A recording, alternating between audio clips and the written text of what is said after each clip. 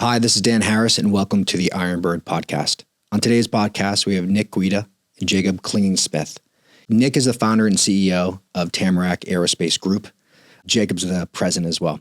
Today's episode, we're going to get into light jet operations, the myths around what light jets can do from an operational standpoint with and without winglets. And really, it's a lot about performance, pricing, mission capabilities, a lot of things that people maybe think that they can do with and without winglets. And really, we're going to dive into some of the numbers, maybe get a little bit more technical about the space and what people may think that winglets can or can't do, maybe even a little bit of the history of the winglet. Nick, Jacob, thanks for coming on. I appreciate it. Thanks for having us.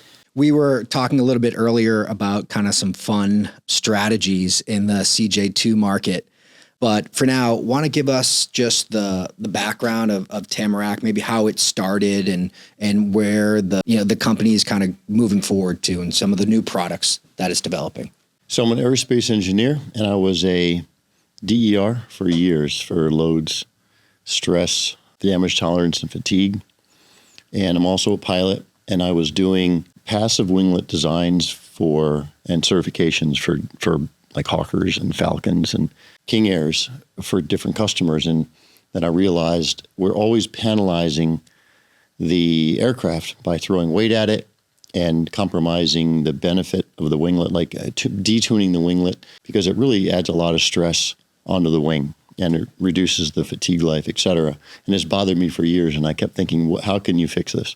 So one day I was coming back from a Steely Dan concert in 2009, and I had this epiphany to use load alleviation. So that was the beginning of it. If we could leave the winglet on during all the normal flights, and you let the load alleviation work, then during the design events, the high G cases, then the winglet basically gets aerodynamically disconnected or turned off, and you don't bend the wing. I put it on my RV6 with my little team of engineers we had as a consulting group, and it worked. So then I started raising money and had the patents and all that. So then, that's how it happened. So we basically just reinvented the winglets have been around since, the first patent was 1897 or something like that, right? But they were all passive. So the load alleviation came in conjunction with the winglet, and it lets us put amazing high aspect ratio modifications or upgrades on the wings without increasing the structural downside. Mm-hmm. That's the nutshell. And originally, the before that, so in layman's terms, basically, as you put additional metal or carbon fiber on wings, it makes the wings heavier, and then it affects aerodynamics and, like you said, ability to flex. How did you build a winglet that didn't have all those negative impacts? Well, we have that load alleviating device called a TAX just inboard of the winglet. So it's at the tip of the wing. So during higher Gs, design cases of the wing, the device deflects upwards or downwards, depending if it's a positive or negative gust, alleviates the load. And the bending moment is reduced so much all along the wing that's why we have like a 800-pound increase in max zero fuel weight on the CJ2. Because it doesn't just get rid of the load, it actually alleviates and then gives you margin. So these devices are where the magic is. The winglets aren't new, and load alleviation isn't new. That's been around since the 70s, but it's a combination of putting them together in the way we did, the patented way we did, that really allows for this. It's an enabling technology that lets you really get amazing, induced drag reduction with aspect ratio. What is, if you're looking at two airplanes, let's take the CJ2 for an example, and you look at performance of normal CJ2 without the winglets and then a CJ2 with the winglets, what's the difference in performance between the two? Well, the big difference automatically is the increase in zero fuel weight. That's part of the STC that's approved. That's day one, you can start using it. And that's where we see most customers like seeing the most value is actually just being able to put more people on the plane, especially if it's a charter, but even if it's not. So that's the biggest automatic difference. It's 400 extra pounds on the CJ2 Plus. It's 800 extra pounds on the CJ2. Wow. That's a big number. Yeah. So if you're flight planning, 2 hours or less, especially those kind of trips with full passengers, everything, automatic win. That's a huge difference. As far as range, we are used to seeing a couple hundred extra miles as far as range, but that's definitely a number 2 after the payload increase for CJ2. Yeah. And remember, you're going, a CJ2 with our winglets, because you can get to 45 so quickly. That's a 5-hour airplane at max continuous. Mm-hmm.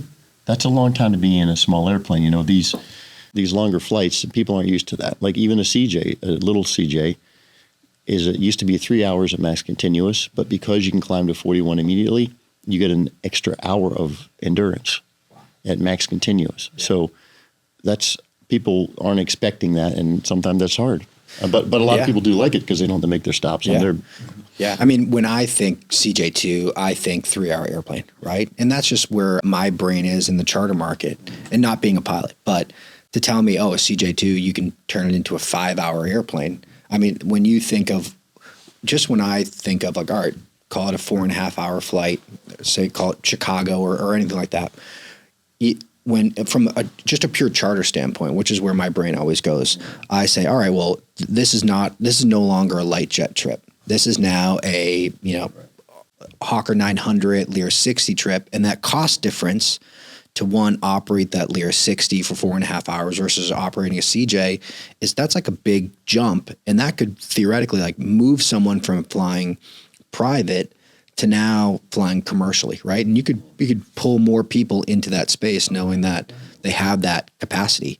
Why don't all airplanes have winglets? Our winglets or winglets in general? Winglets in general. Well, remember 737s never had winglets, right? Fuel was cheap, and as fuel became more expensive, increasing the aspect ratio was allowed for this savings. Remember that was like 2% or something, 1.5% when they put the 737 winglets on. But it's aspect ratio. So like Embraer for years fought winglets because they said if we just extend the wing, we're getting the same benefit and we don't have to have special tooling or composites.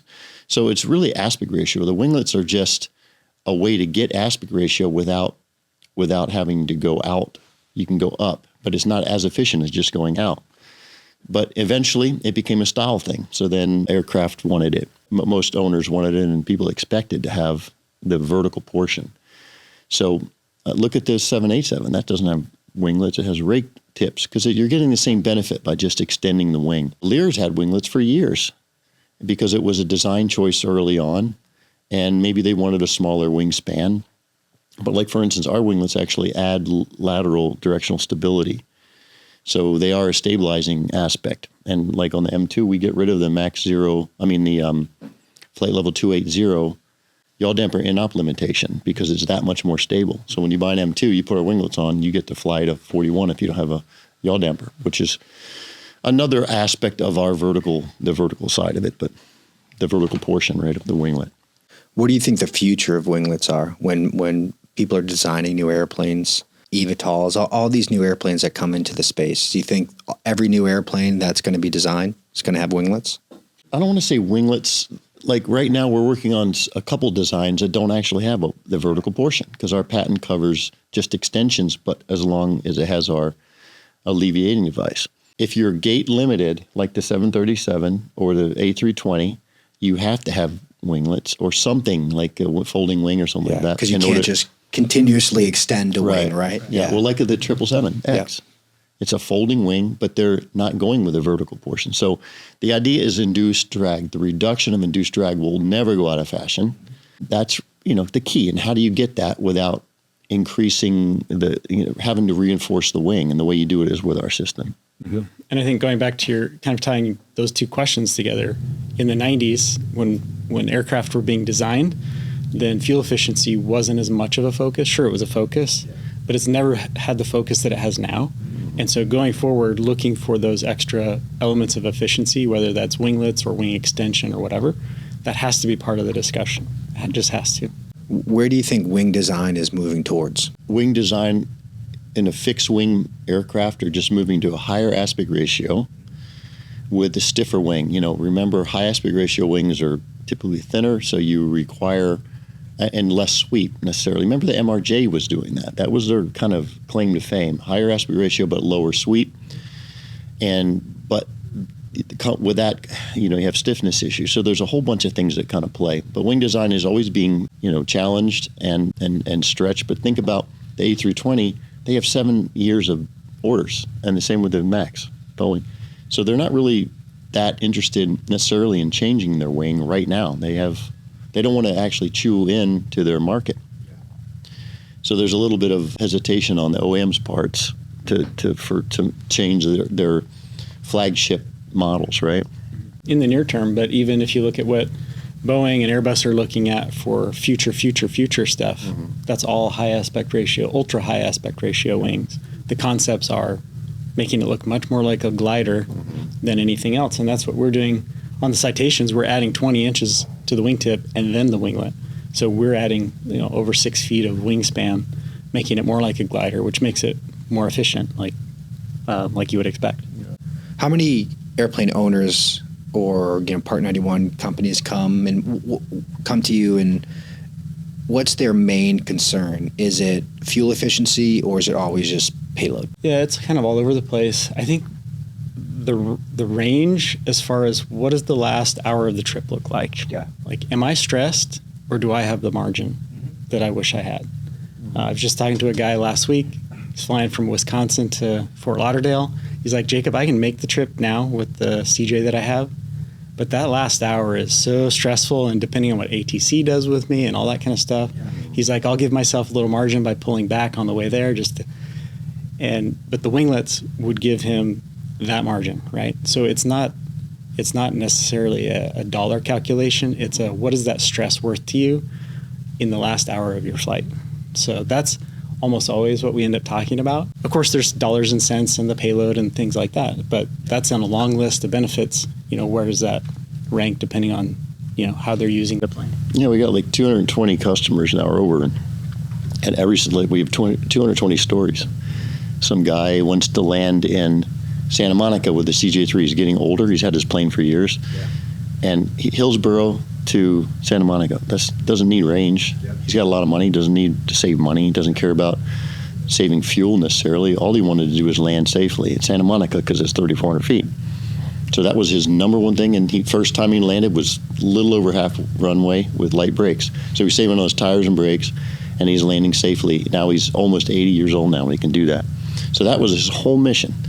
And then, the charter guys with 4 extra seats on a CJ2, the high-hot guys, right, that are, even Part 91, they just want to be safer. So we have, 12 to 15% higher gradients, right? So you can put hundreds and hundreds of more pounds or 4 or 5 degree hotter temps for that same weight. And so that's opening they don't have to, tell their friends to show up at 3 o'clock in the morning to get out a Telluride, right? Yeah. So everybody has their own story. It's not just about whatever. So, I'm talking too much now, but people just come with all a whole array. Yeah. How about the guy that wants to fly from Dallas to Long Beach, and he has to stop almost every time, and now he doesn't stop. So that he didn't really save fuel. I guess he did save fuel, but you know what I mean? It's just for him, time is money, Yeah, that's interesting. You would think that it's like one story of like, hey, this is the one problem it fixes, but it's incredible how many different things that it can kind of do for airplane owners. What's the install process look like from like, hey, I'm interested in getting this performance boost on my airplane? Like, walk me through the process of what it takes to, like, how do I analyze if I really need a winglet on my airplane? And then what does it look like when you bring the airplane up to Sandpoint, and how long does it take to get in and out of there? Mm-hmm. Sure. Well, the buying decision, like we were talking about, is really varied depending on, what checks the boxes for you and maybe your accountant. But, the process in Sandpoint is really straightforward. We usually ask people to come and be there on a Monday, and then we call it Winglet Wednesday. That first winglet, the first Wednesday, it's going to have winglets on it. Wow. And we send pictures every day of the progress to the owners, which everybody seems to appreciate. Before you show up, you're going to work with us to come up with a custom paint scheme, if that's important to you. And then after Wednesday, then the rest of the time is running the wires for all the system components. Mm-hmm. And then, of course, we want to paint to match, and that takes a couple days with dry times and things like that. So we promise 10 days or less in Sandpoint at our headquarters, and we're usually closer to 8 days. So it's a really straightforward process, and structurally there's That's one of the benefits of the technology, is that we're not digging deep into the wing. So we're able to do the structures part pretty quickly, get the rest of it put together, make sure it looks nice, and then they're on their way. And we quote our pricing up front, and there's never surprises. Our pricing, when you pick up the plane, has not changed. It's never changed for any of the customers. Price. Yeah, it's a flyaway price. So I think that's another thing that makes our business model surprising different. in aviation. Right. People hate surprises. We don't want that for our customers. So. Yeah. What have you seen for people in the aftermarket when they're looking at two CJ2s, one with your winglets, one without? Are you seeing, I know it's like one of those things like a pool. You never probably get the full benefit back of installing a pool at your house, but are you seeing, when people in the the used airplane market, are you seeing it as a benefit that people see when an airplane has your winglets on it and they're getting that value or some of that value back? I would refer to two outside sources instead of us. VREF says you're going to get 100% back in the first year. And then, of course, it goes down over time. And then the brokers that we talk to and we work with, their comment is, if I've got two jets for sale, one with winglets, one without, if it's apples and apples, the winglet one is going to sell faster because it does have benefits and long-term value. So depending on how they're going to use the plane, maybe they're going to rank that differently, but it does help with the resale for sure. How many people do you have working up in Sandpoint right now? 34. Is that right? 34. Yeah, so 34. We're a technology first company, like Nick was describing with, how we founded this.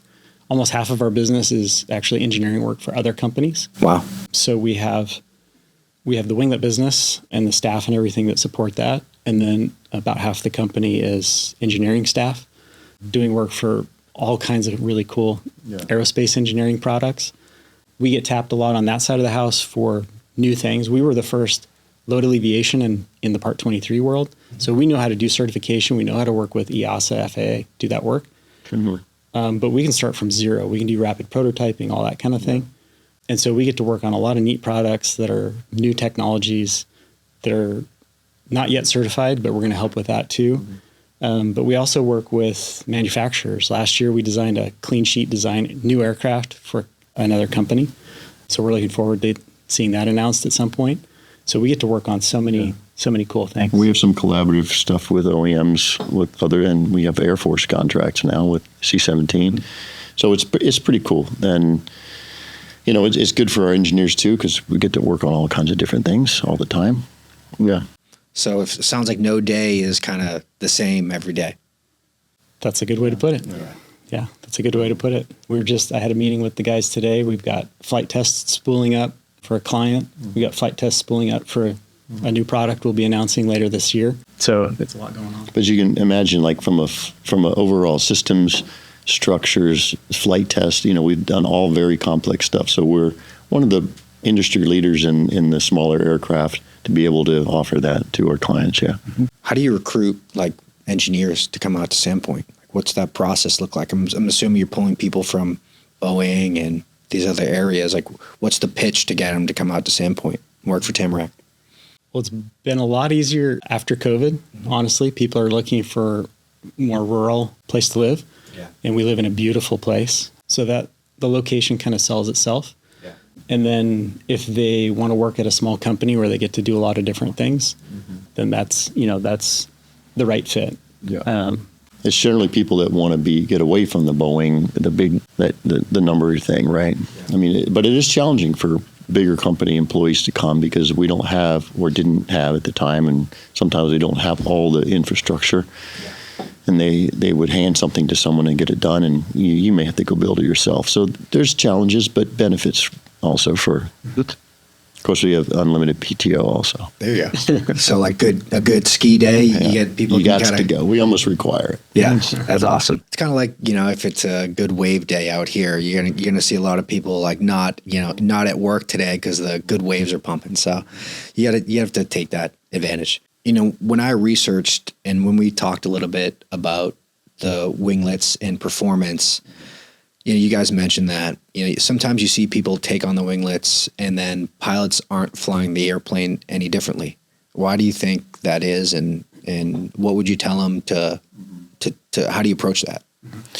Yeah, it's really important. Well, we all learn. I'm typed in a few different business chats. We all learn these rules of thumb to survive, to get through your type rating, and to be safe. And learning from people with thousands of hours of experience, so that you're safe too. So you learn rules of thumb, and these just keep going as you fly.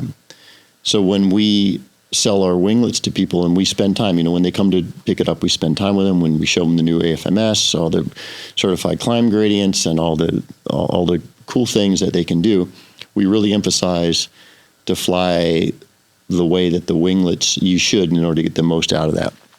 But there is a lot of pushback because, I'll give you an example. Climbing, typically if you climb AOA index, people don't want to climb above 0.4. But you can climb all the way to 0.6, and that's where you get your altitude, and that's where and the airplane will accelerate. Typically, if you do that in a flat wing CJ, you'll never accelerate. If you climb above 0.4, by the time you get up to altitude, you level off, you'll never accelerate. It may actually come down. The other thing is climbing below 160 knot indicated. That's another rule of thumb. Never do that or you'll never accelerate. It's true. But you spend $250,000 or whatever on a set of winglets. It's like buying a Ferrari and never doing what you're supposed to do with it. So that is not, I don't know if it's challenging, but I'll just give a quick anecdotal story. There was a guy on the ramp about to take off. His engines never started, and I heard he was going to fly to Mississippi, but he's going to stop in Oklahoma. He just bought winglets. Mm-hmm. So I waved him down and made him open the door, and I handed him a document that's like, you are not stopping in Oklahoma. You are going direct. You just paid a lot of money for these. Yeah. You're going to fly like this. I've done it, not hundreds, but dozens of times. You can fly this. I want you to climb like this. And he landed in Mississippi with over 700, way over the amount of reserves, because he was just in his head that you can't fly that far in these little planes. So those are the things that are challenging for us. And until I almost had to strangle the guy to make him do it. But then he said, I trust you, let's go. And he did it. So that is just a little story of the limitations we put on ourselves for safety. It's all just about being safe. But we've already done all the testing. We've done all that. We have hundreds of customers now that will, if you ask them, they'll tell you this. But conservative pilots, as me, I'm trying to be one. I want to live a long time. And that's where our challenge is. Yeah. It's a good thing that pilots are conservative, but when it's on paper and the numbers add up, how do you push people past that to say, no, I know you're concerned, but here's what it does. What about when people buy an airplane with your winglets on and you hand it to maybe a new pilot? Do you ever get phone calls from, people, hey, we just bought this airplane and, I need to learn more about the winglet performance? Yeah, we typically know that an airplane's changing hands, and we'll reach out to them. And then I want to talk to them and say, let's make sure you're getting the most out of your airplane. Because we'll hear people say, I'm not getting what the guy said I bought it from. It's like, well, are you getting to 41? No, I don't go to 41. I'd like to be at 35. Well, at 41, you're going to have at least 15 or 16% more range. So that's why you're not, and we try to make that connection of what it is that they're missing. But that's the challenge, because if it's changing hands, those people aren't necessarily giving them the proper handoff. You ever track your airplanes with winglets? Just look at their just historical performance? Sure. Yeah. And we have a database, and how many 100,000 hours? A couple hundred thousand. But we reach out to people when the aircraft changes hands a lot, but we also get calls from pro pilots saying, hey, I just got assigned to go do this trip. It's got the winglets, what should I know? And so we'll talk with them, of course, but we also have a wings course that we worked with the FAA to get FAA approved. And that's a great resource. It's free on our internet, free on our website. People can go take it. They get wings credit from the FAA, and they learn about the winglets. So we always point people to that, new customers and, people new to the upgrade, because it's just a great way to get kind of understanding of how it works and what the benefits are. Yeah. How difficult is it working with FAA and NTSB? What have you seen been the difficulties? We've had mixed time with FAA. In fact, we ended up actually certifying the product originally with EASA to begin with, because at the time, because of what was going on with the U.S. government, the FAA couldn't assign resources to the program. So we did our certification there first in Europe. And of course they were like, why are you here instead of there? You're obviously from Idaho. And so they actually put us through even more scrutiny, I think, than they would have. They thought you were trying to skirt something around, like, trying to backdoor into certification. They literally said that in the first meeting. Why are you here? Like, what are you trying to hide? We're like, we're just trying to get something done here. And they were actually really good to work with, honestly, in Europe. We enjoyed working with them. We could talk across the table, engineer to engineer, with the folks there. EASA is a much smaller staff than FAA, and so kind of more specialized. And then we validated back into the FAA. We're working with the FAA right now on other programs, of course. So, it's a big organization. It's not one FAA. We just have to acknowledge that and work with them. And it's all about relationships. Yeah. I was just this morning talking with our chief engineer. We got to be in front of the FAA. We have to just get to know them and build that trust and understanding so that we're not talking past each other. Communication is a tricky thing always, no matter what we're doing. And so that's been kind of the key in our world is ironing out the communication and making sure that we're talking on the same channel, so to speak, with FAA. We've had some experience with NTSB. It's definitely been mixed. What we found working with the folks in DC, it was the same thing. We could talk across the table. They were very open to listening and understanding at a technical level and a pilot's level. So we had overall a good experience in the end with NTSB. Of course, you probably know they did a reversal for us on a finding, but that was all because we were able to sit with them and talk engineer to engineer, pilot to pilot, like really help them understand circumstances. And just provide more evidence that, and truth and facts to make that reversal happen. Some people say that we paid them off, like, how would you pay off the NTSB? Anyway, but, people say things. So, just providing the data to them and getting them, how often does that happen? Yeah. It's very rare. I don't even know if I've heard of anybody that ever happened, So that was with the right amount of information, they made the right decision. So that was great. What's it been like working on different airplane types? Obviously there's the CJ products have been really great for you guys, but you also work with other manufacturers. What is it like? What do you guys enjoy working with? Maybe a King Air versus a Citation or any other product out there? Like, what are just the differences that, when you guys are in from an engineering standpoint versus what a lot of people see from maybe a cockpit or from a back of an airplane, some of the differences in some of the manufacturers and how they're making airplanes and how they're designing airplanes? Yeah, that's a really good question, Dan. So, we did the STC with Textron on the Citation jets. We didn't start that way. We set a world record, unofficial world record. And then once I landed, I called and said, hey, you guys ready? And they said, okay, yeah, now that you've proved it, we'll get together. So we did the STC together. With the King Air, we didn't do that. We just got a King Air, modified it, and I flew 7 hours and 47 minutes and 32 seconds and set a world record from Spokane to Orlando. We never had to deal with them with at the time, it was Textron. So generally you don't deal with the OEMs because there's always going to be friction between you and the customer. Well, they think they built a product that's perfect, right? So it is perfect. Yeah. Frickin' CJ's perfect. Yeah. It's a beautiful plane. That thing is awesome. We just basically make that, I like to call it magic carpet. It's amazing. These planes. They're amazing. So we just make it act a little bit nicer and a little bit better, make it give it a little bit more capabilities. But the King Airs are awesome too. All these planes are great.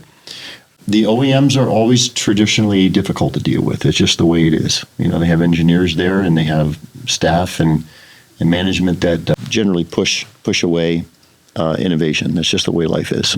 Yeah. And it goes back to the human side, just like with the authorities. Like if we don't have that relationship and the trust built, then there's no reason necessarily, to have that automatically. So, but I think, being able to work on and touch a lot of different airframes is one of the most exciting things about what we're doing.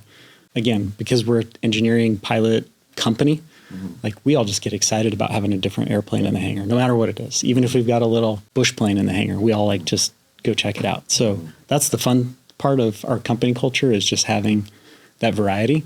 And we're looking forward. The future path for Tamarack is bigger and bigger because we're a technology company, not a CJ company. And so, we're looking forward to moving forward into the bigger airframes. And Yeah, the CJs was kind of a step up to prove the technology, but the goal from the beginning was narrow bodies and the military, right? Mm-hmm. So now that we're doing military things and working on large airframes, it's exciting. It's really exciting. Want to tell me about the patent and what that process looks like? I mean, it's probably not an easy process to create a patent, like engineer one and then get it, right? Have you ever had to sue anybody? No, I mean, there are some people that are playing around with the infringement, but typically the strategy is you don't announce anything until there's actually making money, and then you sue for triple damages, right? So we actually, for us, it's exciting when people are kind of copying us because it means we're on the right track. Yeah. Mm-hmm. And investors actually get excited about that. It's really interesting. They like to be infringed upon because it validates your assumption. So no, it's tough. It's hard to do. You have to apply. It's not, I shouldn't say hard, but you just got to get ducks in a row. And I used Lee and Hayes, and they're a very reputable organization, and they kind of guide you right through it. I mean, it's expensive. Yeah. And, we have 30 something patents now. Yeah. I'm going to assume as new designs come out, you're getting a patent on those as well, right? Yeah, we just kind of, you build, it's on a moat. So you build the one and then you kind of build around it, and they call it a thicket or a moat. Yeah, we just keep doing that. Yeah. And I mean, it is a process. Like you said, it's real work. And it started with, the most basic one was the active winglet patent. And then we've built on that over the years. And we have other things that we're working on. So it does kind of build that moat around the company. You mentioned a little bit about innovation and how it's hard for larger companies. As you guys continue to grow, when you first started the company, how many employees were there? Well, our team was like 6 maybe, something like that. I think there was like 3 or 4 when I started. Yeah. Now you're 10x that. Yeah, but that was actually even before we incorporated and everything. So yeah, How tough is that to grow but keep kind of that innovative, kind of scrap your small company kind of feel? Yeah, it's hard, but we put effort into that. We love having production folks and engineering folks commingled on different projects and programs. It's super important because, I grew up, hands-on doing things. And then as an engineer, seeing that a lot of engineers don't have that background of being hands-on and understanding how things work and fit together and doing different things. And so as a company culture, Nick and I both really pushed for that integration and doing the cross-training. But it is hard. I mean, we do have multiple, we have an office and 2 different hangars, and even though they're all really close to each other, that is, it's a challenge. Siloed Everybody gets bit, their, habits and things. So, but we do try to mix that up. And so, it's a constant challenge. And as we grow, that'll continue to get attention, to be able to. Nick's vision for how we structure the company has always been curating basically teams based on a product so that it's not siloed. It's not like the actuator group and the aero group and things like that. It's based on a project rather than a topic, so that you get that cross-pollination. Yeah. Do you end up like when one project kind of sunset, do you kind of mix people back up and bring different groups together to see if these different groups can do it? Or is it typically like, all right, this project's done, we're going to move this group into a new project? It's a mix. Yeah. I'll just say that. Yeah. Yeah. That's, for any company that's growing, it's always just an interesting thing to manage growth. What do you think's the long-term, like as you look at kind of 5 or 10 years down the road, what's the long-term growth of what you're hoping? Is it just more products? Is it different things outside of just pure winglets? Like you said, you've got some like brand new airplane design type of projects. Where do you hope the company goes?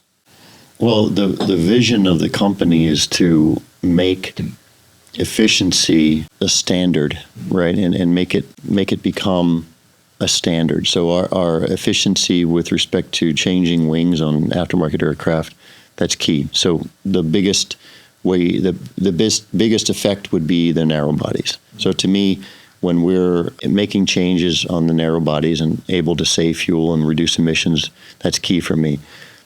But at the same time, all the other innovation, we have innovation groups, like once a month, the engineers get together and they pitch ideas to us. Say, I love it, go, Yeah. So that, keeping a tight team that's motivated and doing cool things is also one of the premises of what I wanted to do when I started this thing. So, but the longer range vision is helping our Air Force and our military provide much more efficient and get more fuel down range is the key, right? So not burning as much getting to where they're going, so they have more to do other things with. So we've been helping with that, and that's a big deal for us. So securing efficiency in all, different markets, and hopefully getting to the point where we can actually do smaller aircraft that would really benefit from it, but don't make commercial sense to us right now. Yeah. Almost like pro bono kits, for smaller fleets. Yeah. What's it like working with the government? How tough is that process? Like get started and get in the door? And what's it like working with the government versus working with, airplane owners? It's definitely a longer process. The work that we're doing for the Air Force right now is the product of pitching at the Pentagon in 2016. Wow. So, part of that was them seeing the value at first and then finding like, how does that fit into the budget and the objectives that they have? But to their credit, they came back to us when they figured that out because they saw the immense value that we can provide on not just one airplane, but multiple airplanes in their fleet. But it takes a lot of patience, to wait from 2016 to we got our contract about 18 months ago initially. Long sales cycle right there. Really long. So that's challenging, but it's satisfying, now that we're doing it. They burn billions of dollars of fuel. That's one component of it. Nick talked about the capabilities is the first thing, but also the savings is significant. And it's significant for the airlines too. Airlines burn even more billions of dollars of fuel. Like Delta burns $5 billion, Lufthansa Group $9 billion in fuel every year. You guys are saving the planet one winglet at a time. That's right. So you talked about us working on different airframes, and we've done multiple airframes. We've done our analysis up front, and then we've gone and flown, set world records. Mm-hmm. Our analysis right now on the A320, on the narrow body aircraft, is that we will save $1 million in fuel per aircraft. Wow. Every year. Every year. And so the value creation of saving $1 million per aircraft per year is huge. And that's where we see the opportunity. Who's got the biggest fleet of the A320s? Well, Lufthansa Group does. Yeah. No, Swiss and Edelweiss and Austrian and all that. Yeah. Ryanair has the 737s, and EasyJet has a big fleet too. But there's 8,000 CEOs. Remember, the thing is, they're building 40 Neos a month, right? So all these but if you wanted to buy a plane right now, an A320, you got a 7-year wait, unless you know somebody. So our initial target market's the 8,000 CEOs that are out there. And we've been talking about this for years, and it's coming together now.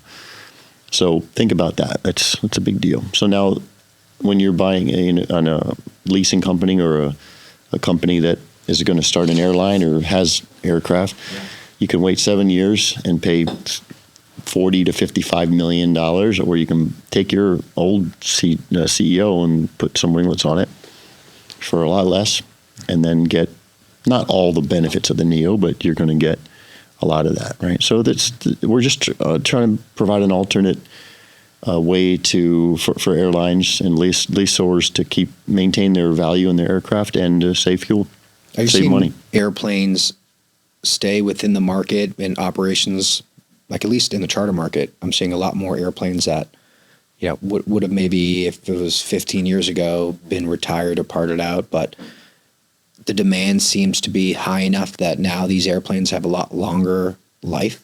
Do you think the winglets help that as well? Because it keeps these older airplanes. Make them relevant. Yeah, look at the old CJ. 1993 is when that thing was certified. Now that thing flies for 4 hours.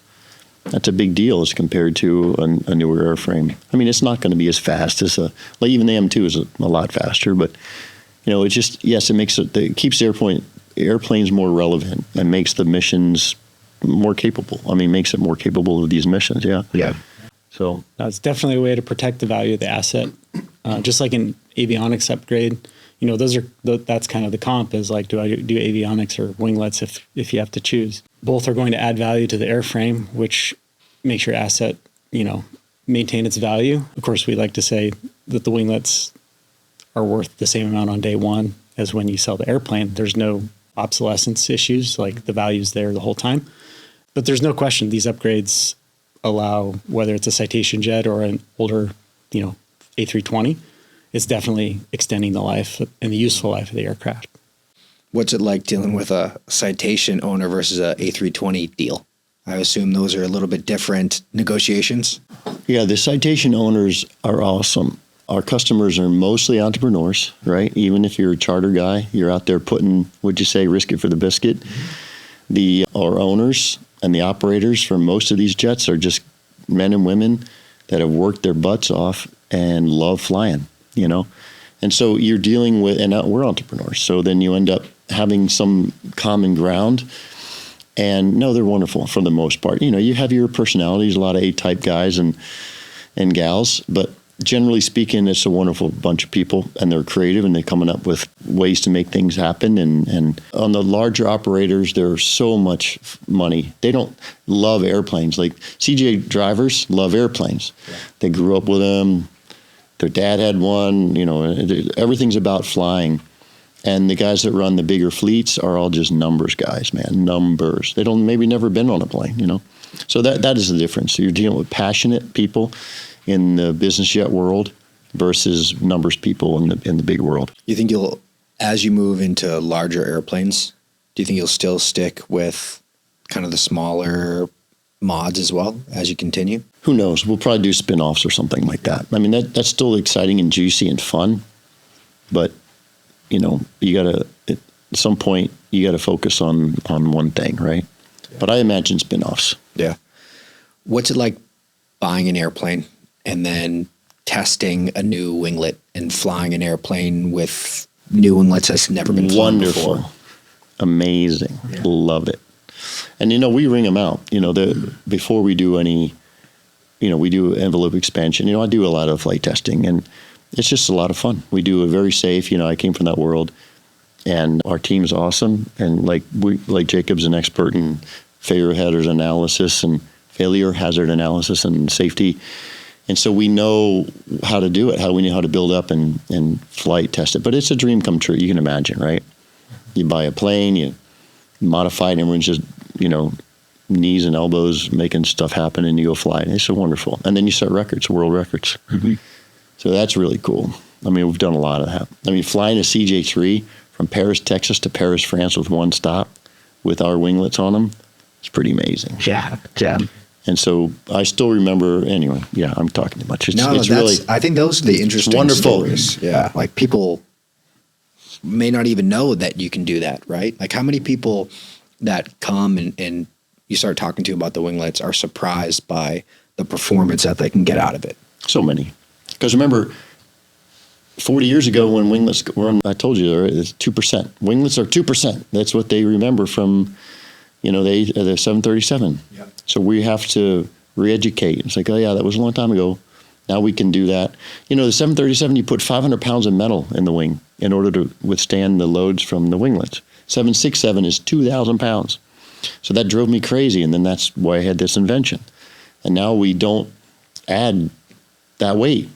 And we can do it means we can even make higher aspect ratio wings, and you end up with just compounding effects, So people, yes, are very blown away. They think it's snake oil salesman. You can't say 15%. You can't add an hour. It's like, yeah, you can. We do it. Look at our customers. But it's that friction because of that 40 years of training prior to. But it goes back to just first principles. We're adding a lot of wing to the airplane, and if people don't realize that, then it's understandable that they would not understand it. Mm-hmm. But it's really neat to do demonstration flights with folks, especially on the classic CJs. We'll do a demonstration where we're planning to go to 41, direct in an old CJ, get to 18,000 feet, and they're like, we can go back. You made your point. Yeah. Like, let's go back. Right. So, when it's that clear and they're excited in that moment, that's the fun part. Yeah. Yeah, it's not an incremental thing, Dan. It's like in the past, if you wanted to measure winglets performance like on the 730, you have to do a lot of flights. It's like, I think there's some noise here, but I think we can see this distinct. No, we're talking about flying for 4 hours at max continuous versus 3. There's no, flying There's no across gray the area ocean. there, There's yeah. no gray ocean. Yeah. No one else has flown. I flew from Shannon to Gander back. No one's done that in the CJ3. So it's not snake oil. It's not in the margin of the noise of the. It's just here's huge. a little bit more of your, a little less fuel burn, and here's a little, you saved this much. It's like when you fly 1 hour longer. Yeah. I mean, that's a very clear difference between the two. The other thing that's really noticeable, and we know it's noticeable because is the ride smoothing. So we've had customers put the winglets on, they start flying for a while, and their companion, their wife, their family, whatever, they're like, hey, it seems smoother with these winglets. They didn't know that was supposed to be a benefit, but they can feel it. Like they acknowledge it. What is it about the winglets that gives it a smoother flight? Well, those devices are continually moving in order to reduce the load on the wing. Mm-hmm. And because of that, you're taking away if you look at a gust and the way it's shaped, you're taking off the sharp spots and you're reducing the magnitude about 25%. So it's like an active noise canceling. Yeah. If you've seen a demonstration of how that works, it's a physical representation of that going through turbulence. And so, that's another point that's like, it's really fun to see them experience that for the first time, How do you show CJ owners, like when you show them the numbers, what do you like? How do you present the numbers to a CJ owner of before the winglets versus after the winglets? Like, what are the things that are like, all right, here's your range, here's your fuel burn, here's your climb. Like, what are the things that you tend to walk a CJ owner through? We just did an update with ForeFlight. We worked with them early on when we got certified in 2016 to do our initial performance package with them. Mm-hmm. But it was the initial one. It was conservative, by design. And so now with 200 aircraft in the fleet and a couple 100,000 flight hours, we worked with them to do an update.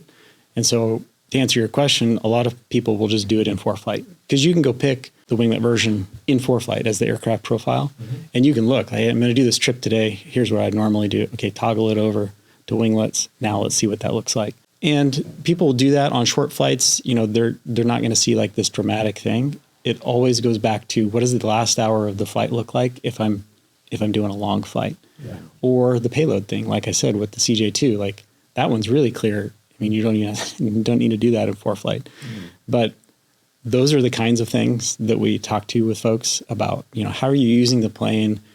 And it's not always a day-to-day thing. It's like, well, I'm thinking about buying a CJ2. I got a CJ, thinking about a CJ2 because I go to Cabo. I'm sick of doing that with the stops. Yeah. Well, if this would allow you to do the Cabo trip twice a year with nonstop and you don't have to buy the bigger jet, then that's the side-by-side comparison more than, a trip-by-trip comparison. Yeah, yeah. You're talking about hundreds of thousands versus a couple $1 million difference, right? Right. Yeah. Exactly. Yeah. How many times are you having that conversation a week to be like, all right, here's the real performance differences? And I mean, how surprised? I'm assuming people are like, oh my God, like I can actually do this. Yeah, it's a risk of being too much, right? Because the people don't believe it, right? They've had their plane for 15 years and I burn 140 pounds an hour, 140 gallons an hour. And it's like, well, yeah, with our winglets at max continuous, you'll burn 100 gallons an hour if you go long. And they're like, no, I don't believe it. So you have to be careful how much you say, and what I normally do is say, can you call one of our, 50 happy, what do you got, a CJ1? Yeah, we got 67 of those. Call one of them because you're not going to listen to me anyway. Talk to them. Yeah.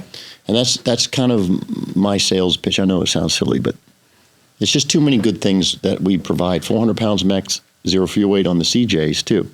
Everything's 400 pounds except for the CJ2, it's 800 pounds. It is.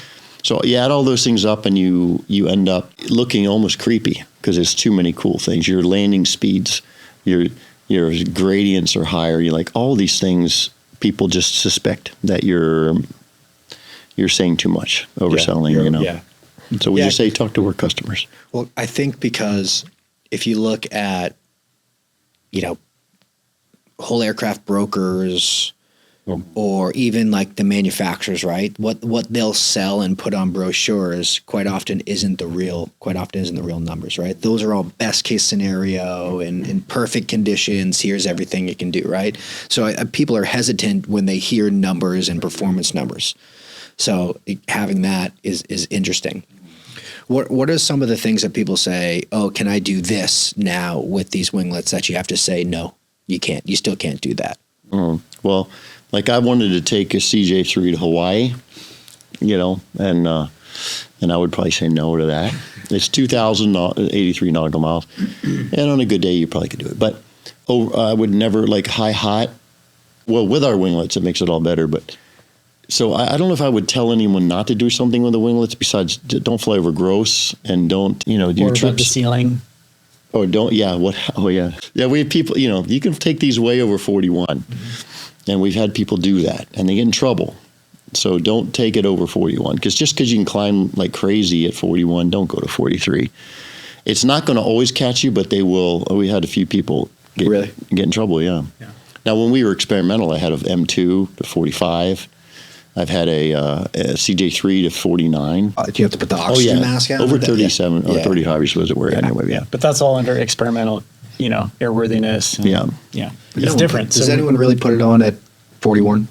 Well, you're supposed to put it on 35. At least one crew member has to have it on 35. And then I neither confirm nor deny that happening on a jet. Yeah. What's the highest you've brought an airplane to? 49. 49. And it's legal. We did it legally. Yeah. And of course, we both were on masks. Yeah. What's that like? It's wonderful. I mean, you can, there's planes that go that high, but it's just a different feel. It's very stable. The plane with the winglets is very stable. CJ3. Yeah, flew from, I don't know, Gander to Pensacola nonstop or something. No, Bangor to Pensacola. It's really cool. It's just a wild place to be up there. And, when I'm up there, I'm doing, pedal steps and different pulling G's to make sure, you have some buffer margin and buffer boundary margin and things like that. But yeah, it's great to be up that high. I've got a Citation 10 Plus airplane owner where, the performance of that airplane at 43 versus 45 versus 47 is big differences, especially for that airplane. And in charter, those things matter a lot.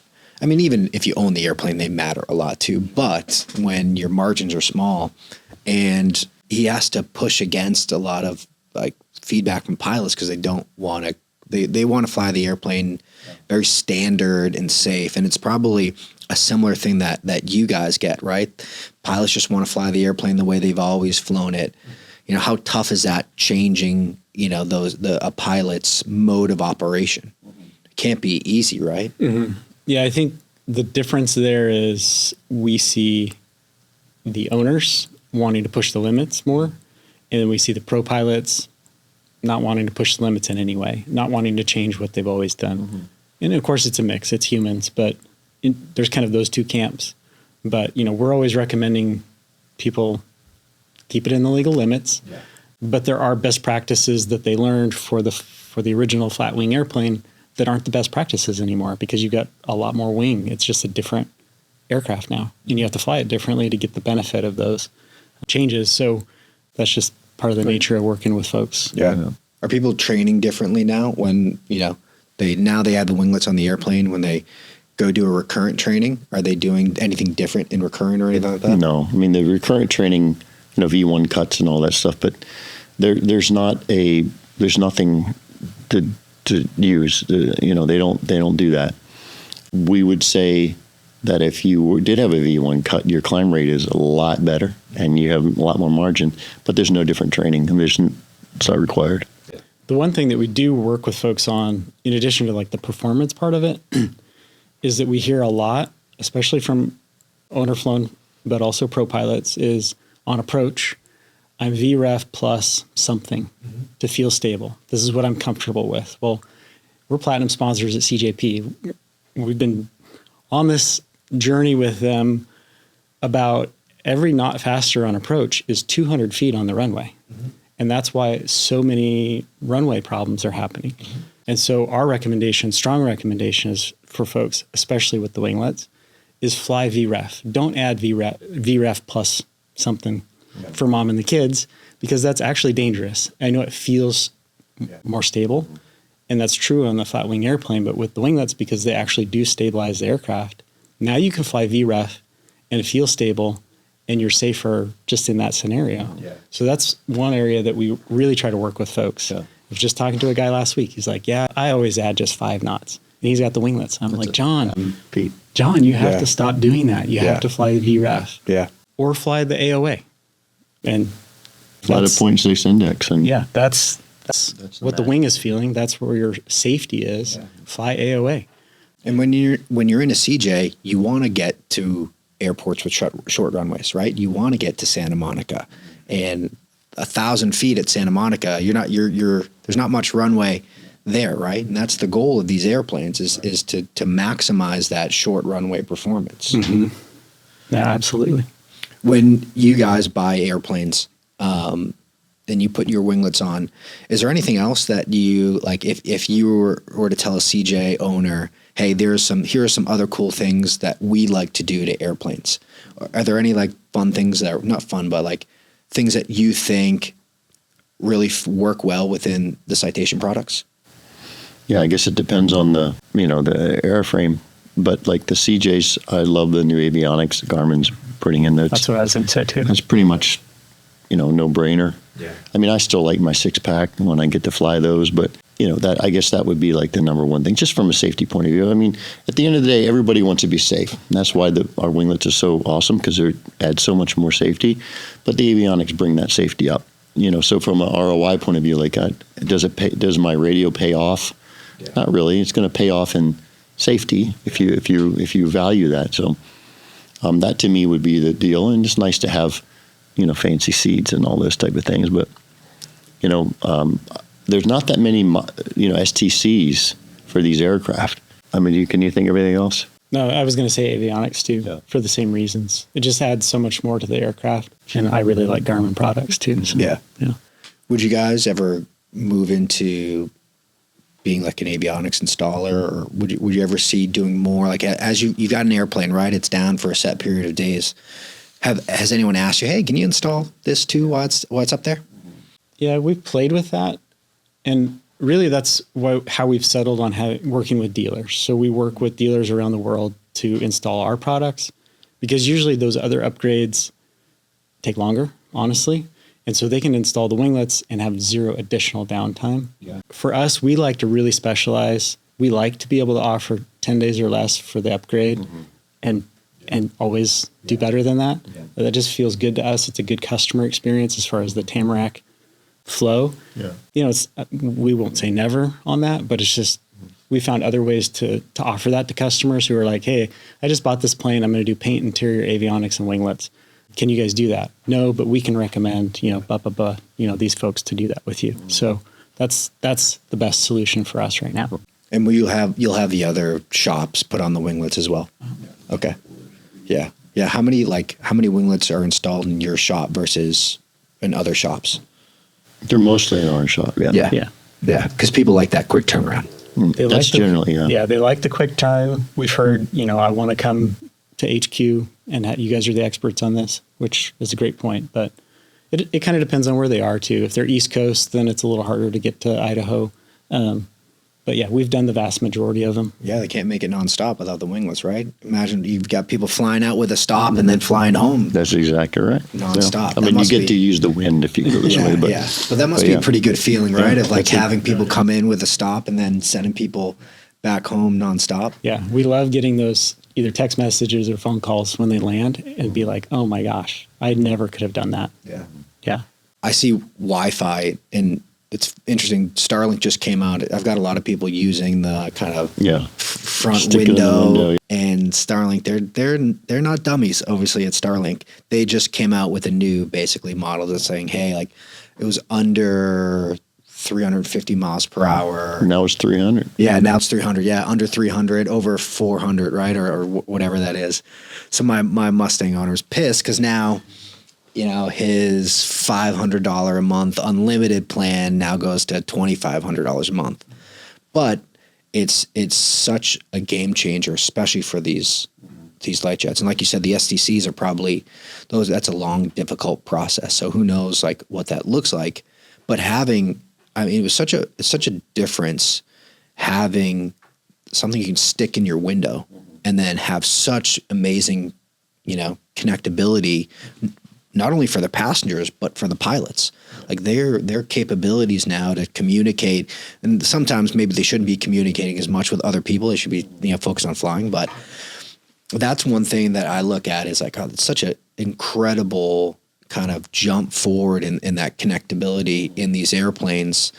And like, I wonder how that progresses of like, all right, well, will they just keep it basically as like, not official, loose equipment. Yeah. Well, is there any need to go through and install it as a real antenna on an airplane when it works decently well like that? Yeah, there's drop-offs. I mean, I've heard all kinds of stories now of people doing things on King Airs, but I think as the turmoil or the volatility of this decreases and there's some solid information from the manufacturers and of the Starlink and the aircraft and the FAA and the EASA, I think will coalesce onto something that makes more sense.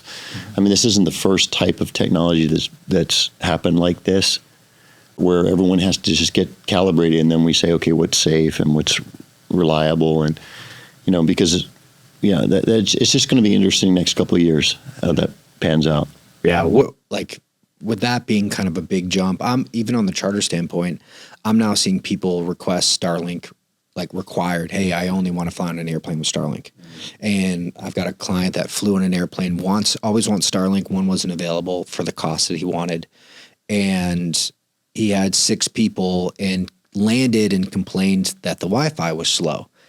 And he's like, that's why I only want to do Starlink. And I'm like, all right, I understand. And then we had the maintenance team pull the numbers, and basically his kid was in the back seat streaming, and it crushed everybody else's ability.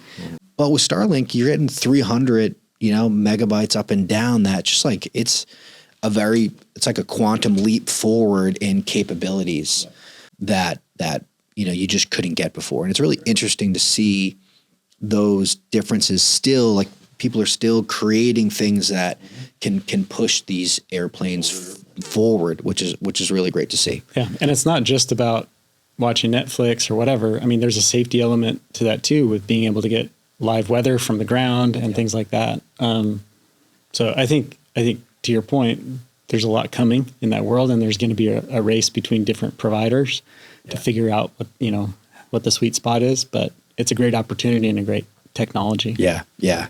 For airplane owners, citation owners, or really any airplane owners that want to come to you, what do you think is the good process to start to analyze? Should I put winglets on my airplane? Is it going to be worth it? Will it provide the value that I want it to provide? How do you walk someone through that process to really understand, hey, this makes sense for my airplane? Mm-hmm. Well, if somebody's researching the winglets, we highly recommend. We've got lots of videos on our website of folks that are flying all the different, I think there's 10 different variants of the CJ that we offer the winglets. We got videos for all of those. They should go watch those and hear firsthand from them. Like, what was the experience if I've got a 1+ or I've got an M2 or whatever? That's a great place to start. The website's a great place to start. But just reaching out to us, phone call, email, website, we're happy to talk with folks, understand how are you using the plane, not on a day-to-day basis, but on a yearly basis. How many times are you going to Cabo in a year? Like, what are the edge cases? What are the normal cases? And try to understand, where's the value for you? What's important? We just try to listen. What is important to you? What do you value? And then, because we touch so many things, I don't want to say easy sell, but it's easy to connect on a benefit that is important to them, including how it looks. Yeah, We'll do mock-ups for folks. Like, hey, what would my plane look like with the winglets and my paint scheme? What would it look like?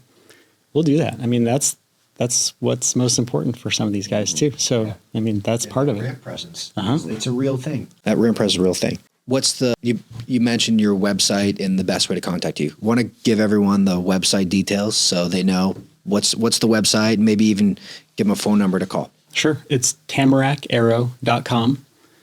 And then our phone number is 208-255-4400. Awesome.